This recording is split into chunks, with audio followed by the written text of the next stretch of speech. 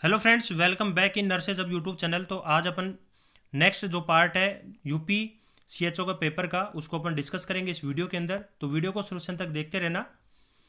Question number 51 से start करते हैं। Which of the following is known as lady with the lamp? Lady with the lamp के नाम से कौन है जिसको अपन जानते हैं? A Florence Florida, B Florence Nightingale, C Deepika Kochhar and D Indira Nooyi. तो right answer is option B है, Florence Nightingale is also known as lady with the lamp. Question number 52, which of the following not a part of international council of nurses fundamental principle?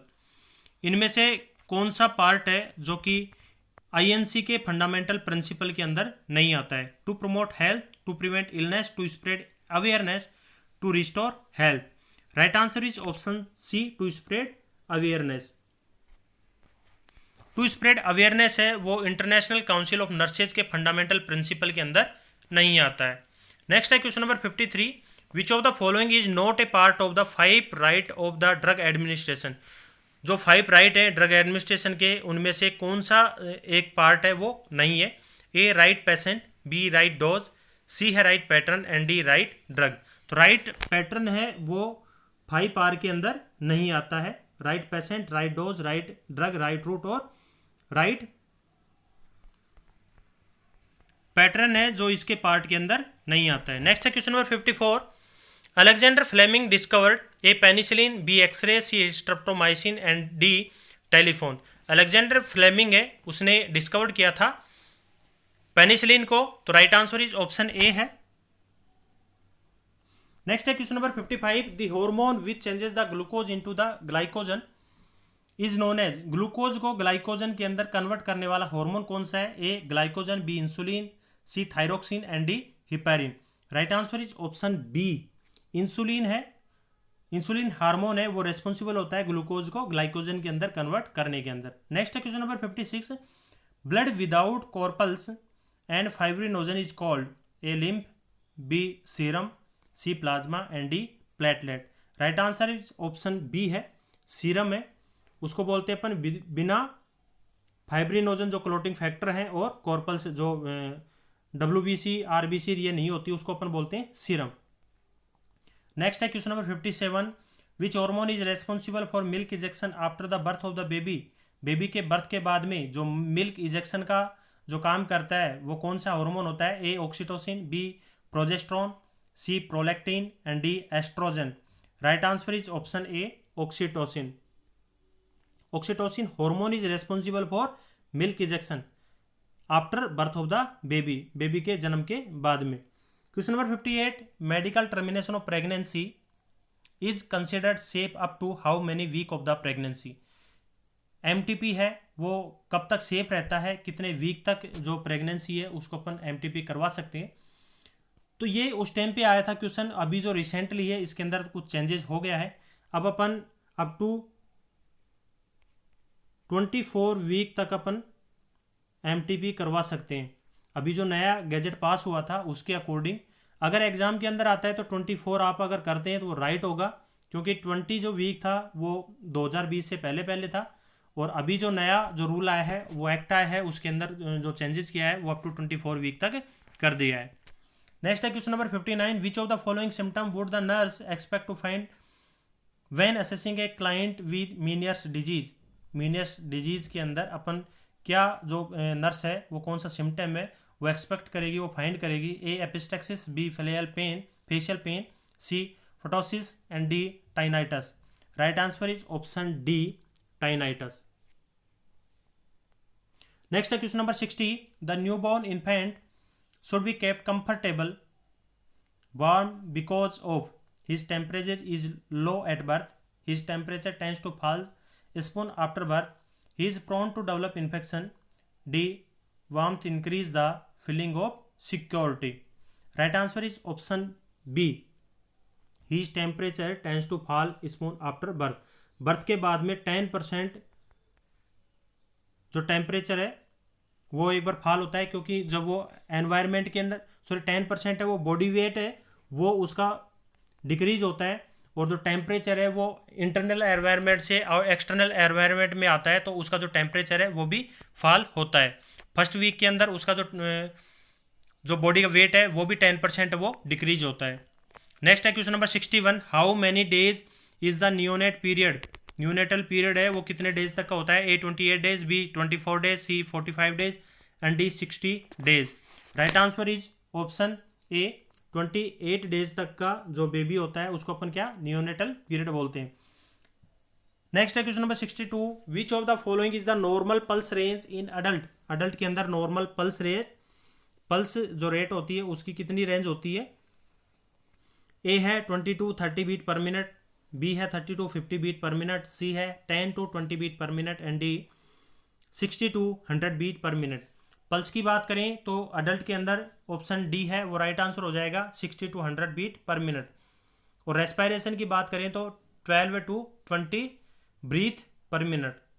Next है question number 63, the process term for removal of lungs को जो remove करने की जो process है procedure उसको अपन क्या बोलते हैं? A lobotomy, B segmentectomy, C wedge and D pneumonectomy. Option D है इसमें राइट आंसर हो जाएगा pneumonectomy is the removal of the lungs. Next है question number 64, which of the following is a common symptom of active tuberculosis. इनमें से कौन सा common symptom है एक्टिव ट्यूबरकुलोसिस का? A mark weight loss, B dyspnoea on exertion, C mental status changes and D constipation. Right answer is option A है। HIV के patient के अंदर जो वेट लॉस है वो सबसे ज़्यादा देखने को मिलता है और TB के जो पेशेंट है उसके अंदर भी वेट लॉस है वो सबसे ज़्यादा देखने को मिलता है। तो इसमें एक्टिव जो सिम्टम है वो ट्यूबरकुलोसिस का मार्क वेट लॉस। नेक्स्ट है question number 65, all of the following are the complication of twin pregnancy accept.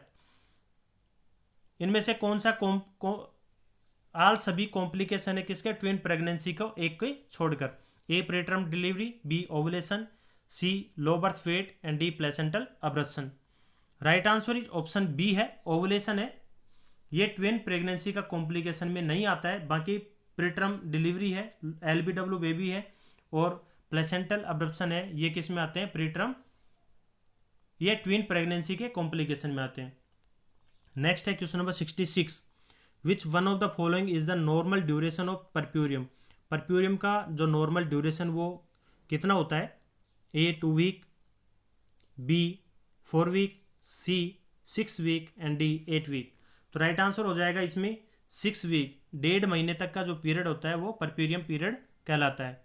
Next है question number 67, which one of the following virus cause post transfusion hepatitis.